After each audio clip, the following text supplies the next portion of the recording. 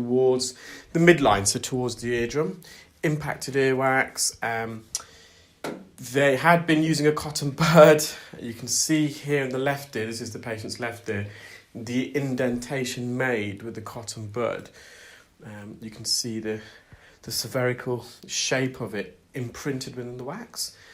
Now, this plug of wax also has a layer, a coating, if you like, of dead keratin. So this dead keratin, which is originally lining the ear canal, has died and has attached itself and enveloped itself around this plug of wax. And it's really strongly adhered to the base of the ear canal here. So I'm trying to just wriggle this and lift it off the canal, but it's, as I said, it's tightly attached and adhered. And I'm just using the suction probe here. So this is a standard Zollner suction probe. There's different types of suction probes available. The Zollner is most commonly used in the ear for oral microsuction. You can get a McGill suction probe, which is a bit larger in diameter. So with a larger diameter, you get more suction power, but it's a lot more noisier. And I don't really ever feel the need to use a larger suction probe than the Zollner. And you can get other types like Fraser's, which is a bit longer. Some of those are used for middle ear surgery when the surgeon is suctioning fluid or blood, for example, out of the middle ear. I've just lifted the plug of wax, and which is, you can see the keratin there, it's really enveloped itself. And actually with the forceps on that occasion, it actually detached the keratin, the dead skin, from the underneath of the plug of wax. Now you'll see in a moment, this patient's got a very large bony protrusion on their anterior canal wall. So when we're in the left ear, the anterior canal wall is the left-hand side of the ear canal. So that's the anterior part, the front part of the ear canal. The back part to the right in the left ear is the posterior canal wall. And it's quite a significant protrusion. And that protrusion, it may be that the patient's just born with this, so it's a congenital. It's just the way their ear canal was, whether it's genetic or whether it was just born in that way. And that's how it's been since birth. Sometimes people can get bone spurs in the ear, otherwise known as exostosis.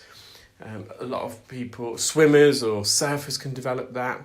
You can see to the left, it's a really large protrusion there.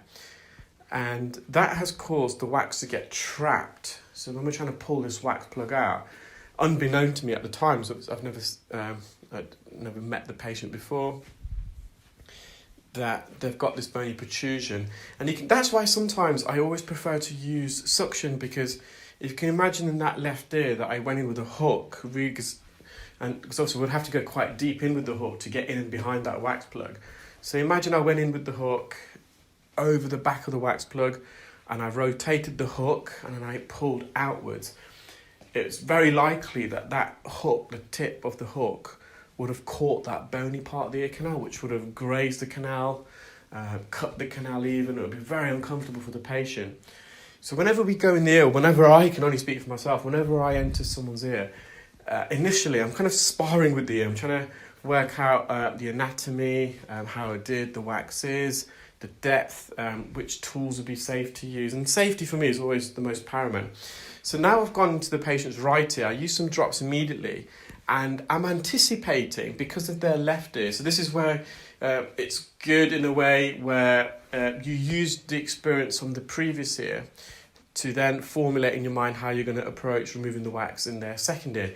Now, there's always individual differences between ears even, so there's no guarantee that this patient's got a large bony protrusion on the anterior canal wall in the right ear, but let's have a look.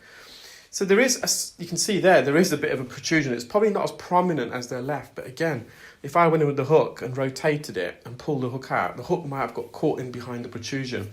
So there's some oil, residual oil, that's just sunk into the ear, and it's collected and got trapped. Again, it's got trapped in the inferior recess and the anterior recess. So the part of the ear canal behind the protrusion is called the anterior recess. So I just went in with a fine end suction gauge just to remove that. There's the plugs of wax, and I've just put a ruler underneath so it gives you some perspective of the size of the plugs. Well, I hope you enjoy